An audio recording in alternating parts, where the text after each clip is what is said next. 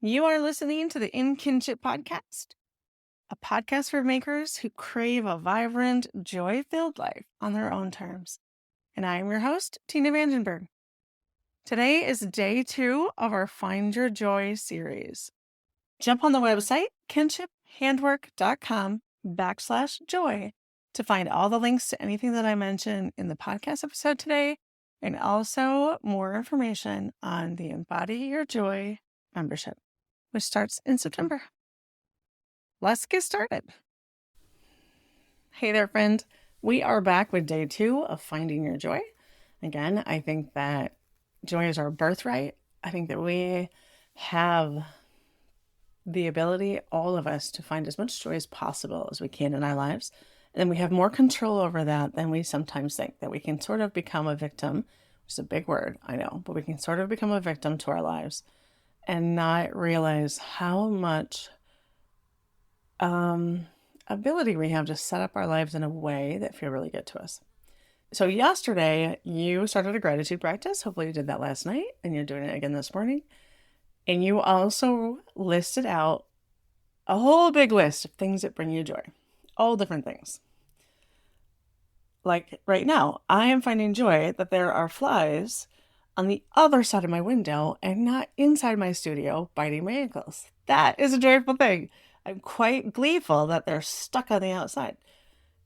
Yours may not be so specific, but I want you to write down what it is. So hopefully you have that list. Today, we're going to talk about what your ideal day looks like. And I want to talk a little bit about this, and then I'm going to lead you through a quick little 5-minute meditation. I'm going to have you close your eyes, think it through, and then when we're done with the meditation, I want you to skip right out, type out whatever is right for you, what that day could look like. So I've spent a lot of time studying myself and figuring out, when do I work best? What is my ideal day if I could set it up? And I know that not everybody has complete autonomy on how their day goes. A lot of us have to go to work and we work for somebody else and we're in an office and that's kind of set.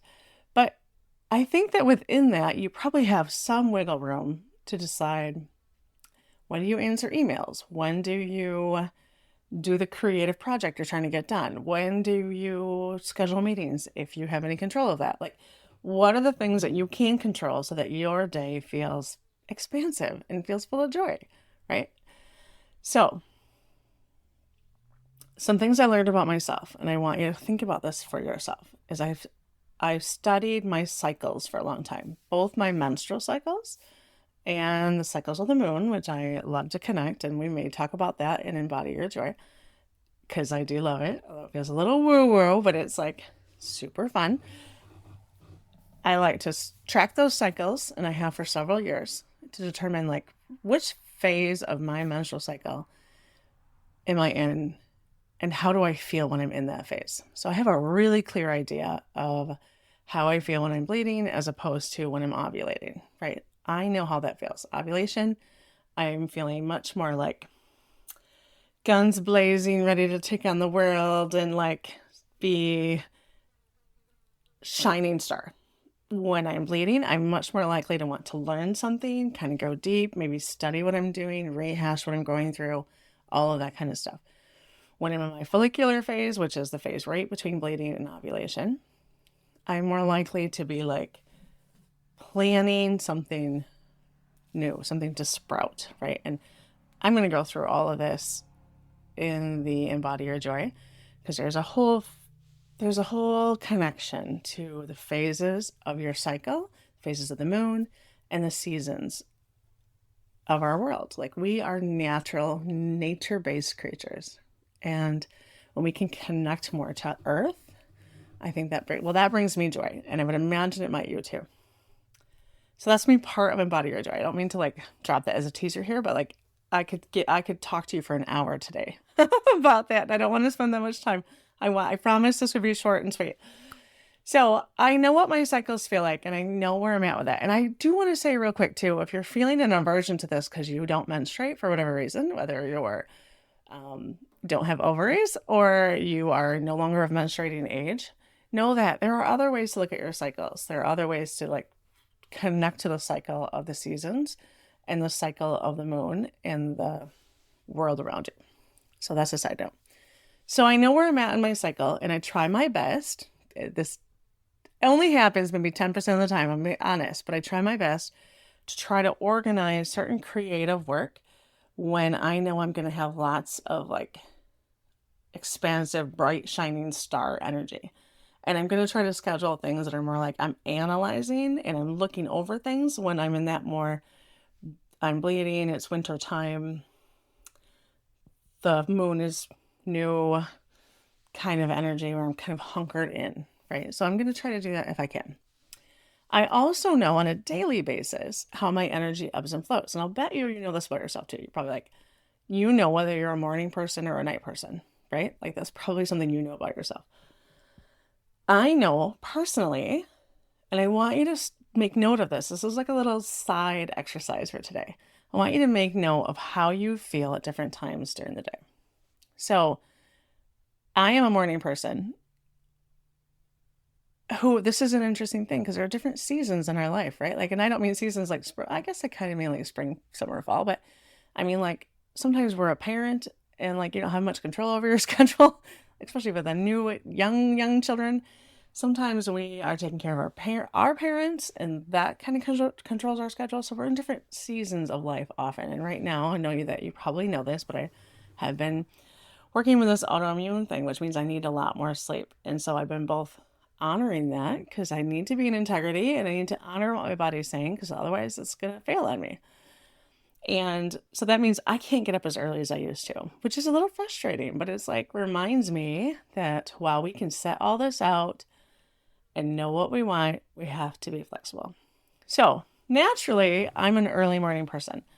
I don't mean like 4 o'clock, like, whew, that's crazy. Although when my little boy was tiny, I would get up at 5 sometimes so that I would have time to do the kind of morning routine that I wanted, the kind of ceremony that I wanted, and a little bit of me time before he would wake up at like 6. And that was the only way that was going to happen, unless it was late at night. And then for me, if I stayed up really late doing all this ceremonial stuff that I wanted to do and doing mindfulness stuff, then I was dragging the next morning and I was not setting myself up for success. You may have a totally different rhythm. So know your rhythm. That's really what the point of this is. So for me, it's natural for me to get up early. I love to do a morning routine first thing in the morning. It sets my day up for like such success. It's probably the first thing we're going to talk about in the Embody Your Joy membership. I guess that's what I'm calling it. I'm figuring that out yet. And then I know that if I begin my day doing creative, big-minded work, like writing things, if I'm going to writing newsletters, writing out curriculum, writing out plans, not necessarily planning, because I can get so caught up in planning because I love it so much that it can take over my whole day. And then I'm not as productive as I want to be. I'm not working on the things that are going to move the needle, as I say. So for me, I know that if I'm doing my creative big brain work first thing in the morning, then I kind of feel like everything else is cherry on top, right?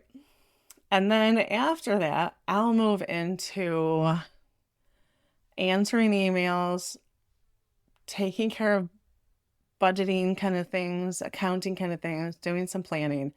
And then if a perfect world, after lunch, I would go for a walk. Nah, I'm shooting for improvement on some of these things in our membership as well.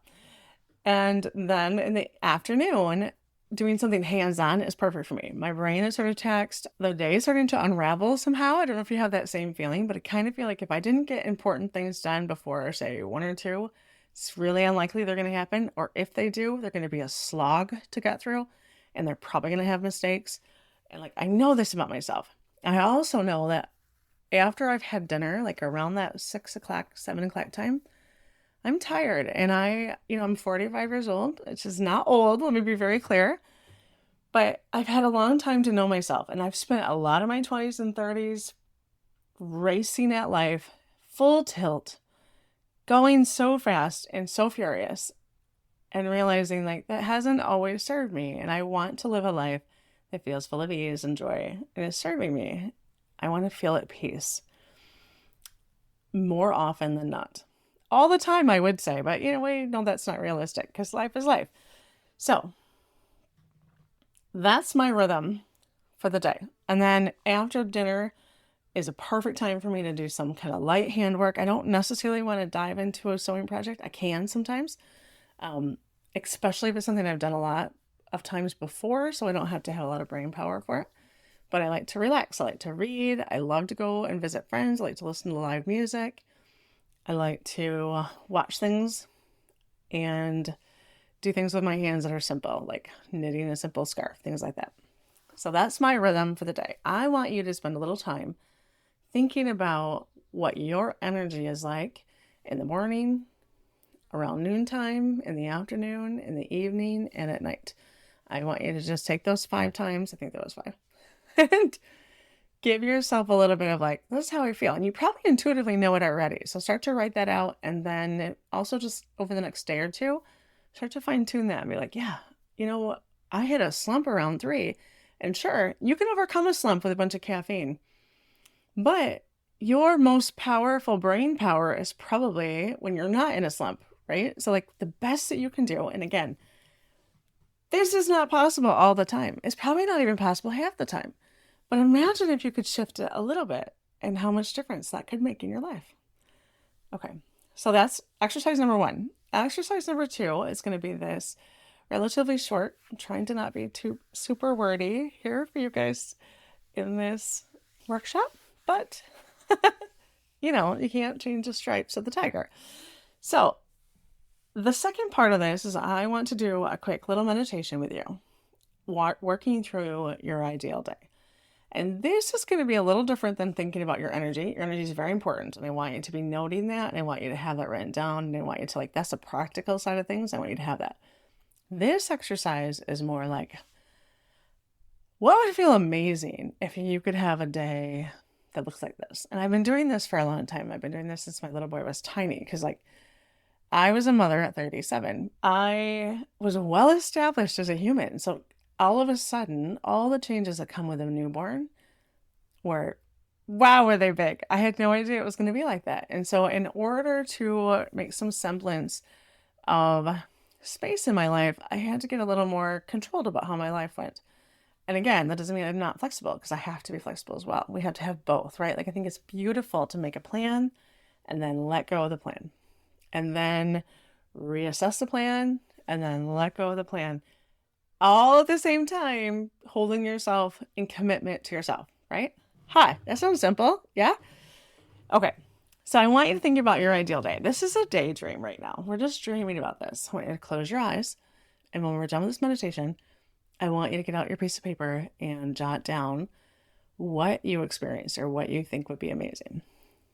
So this could be a day that you work. It could be a day that you don't work.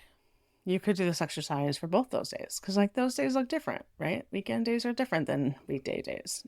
Even me, I don't often do a morning routine or several other things during the weekends, oddly enough, because I want a little more fluidity. And I think that's okay. Although I sometimes come to Sunday night feeling like, well, I wish I had anchored myself that way.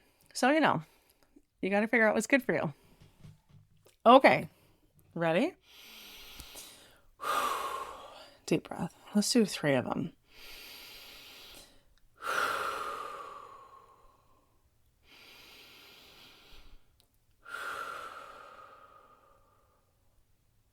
Okay, I want you to close your eyes. I want you to imagine that you're lying in the most comfortable bed. Maybe it's the bed you already own. Maybe it's some dream bed that you're in. And your body is at ease. You are comfortable. And you're laying there. And maybe the sun is shining lightly on your face. Maybe there's a bird in the window, because, this could be a movie. I want you to picture what that might look like. Waking up in the most beautiful way, what would that look like to you? Let it flow, whatever's coming.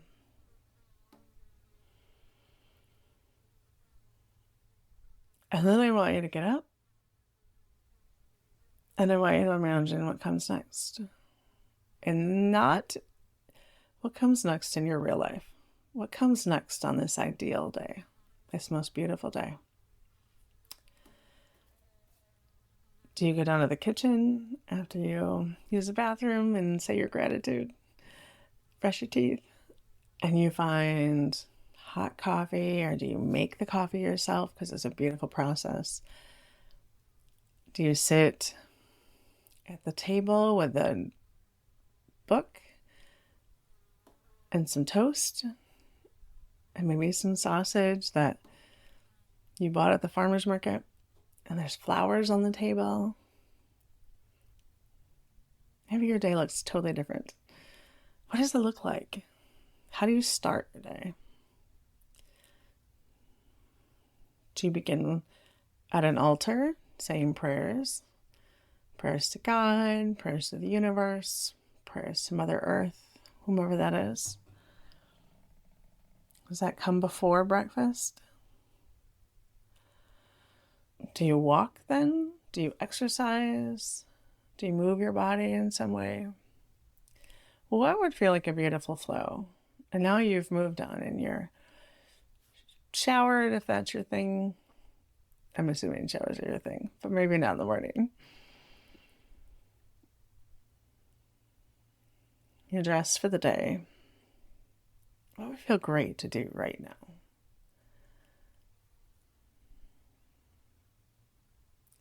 Is it working on a project? Is it packing for an adventure? Is it getting in the car, going somewhere? What does that look like?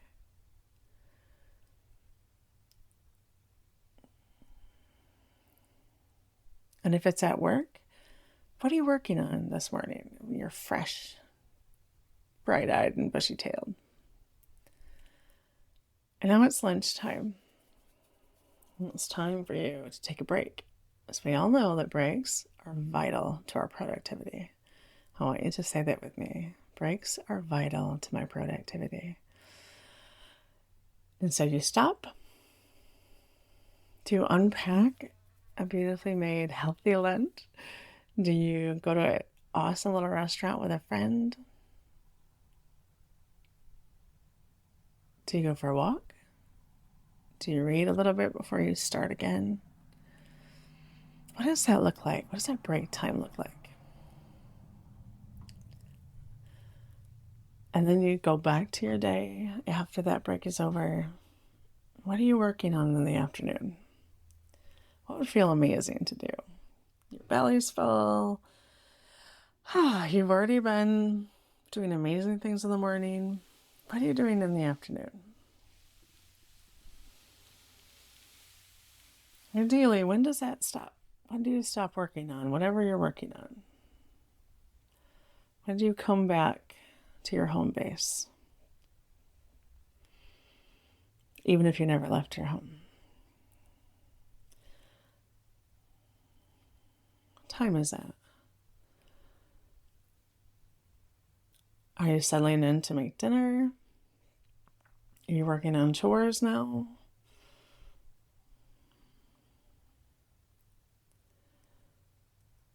What does dinner look like?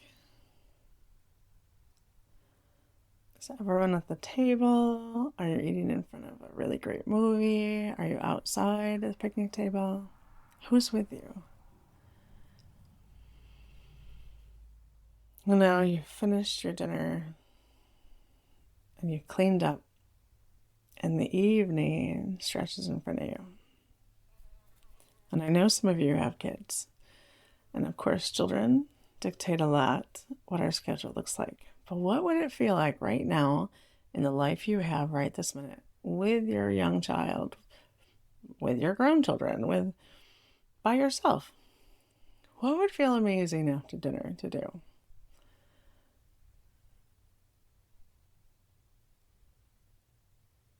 At what time would you love to be into bed? Not what time do you think you should? Not what time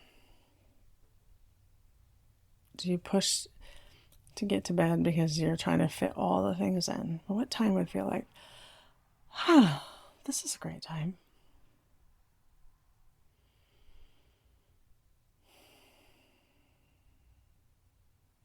Okay. I know I talked through like that whole thing, and it's really hard sometimes to meditate when somebody's speaking. But I want you to let your imagination flow.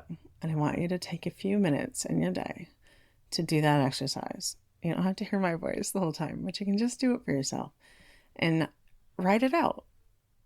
And you can start to add some practical bits to it as well. Like for the longest time, I had an ideal workday when I worked at my studio that I rented in town, and Ellis, my little guy, was in school. And I have an ideal workday when I'm home. I don't generally set a schedule quite like that when I have days off, but I do know what I want to feel like in the morning, how I want to set my day up for myself, how I want to feel for that break time, and how I want to feel around dinner time. I do work that out. Doesn't mean it always happens. Doesn't even mean I always want it to happen. Sometimes I want to be in the total flow of the moment. And if it's like jump out of bed and run off to some adventure, that's cool too. But more often than not, I want this as my touchstone. And we're not having to do anything with this ideal day right now. I just want you to imagine it. And I want you to write it down because I want us later to look at it and say, what bits and pieces of that can we bring into your daily life? You don't have to think about that right now. Just write down how it feels. Let it be outrageous. Let it be imaginative because I'll bet you we can find elements of it to bring it into your daily life. We are going to look at these daily things, these daily bits of joy that you can bring into your life and these daily things that you love because the old adage is true. How you spend your minutes is how you spend your life. And we are in the process of living right now. It's not someday when we have more time. It's not someday when we get a different job. It's not someday when this or that happens. Our life is happening right now before our very eyes. And if we can bring in those elements right now, we can have joy in the process or more joy in the process right this minute. All right, loves. This was the longest one, I hope. I hope that you have a wonderful day, and I'm going to see you tomorrow for day 3, where we are going to get even deeper into knowing yourself.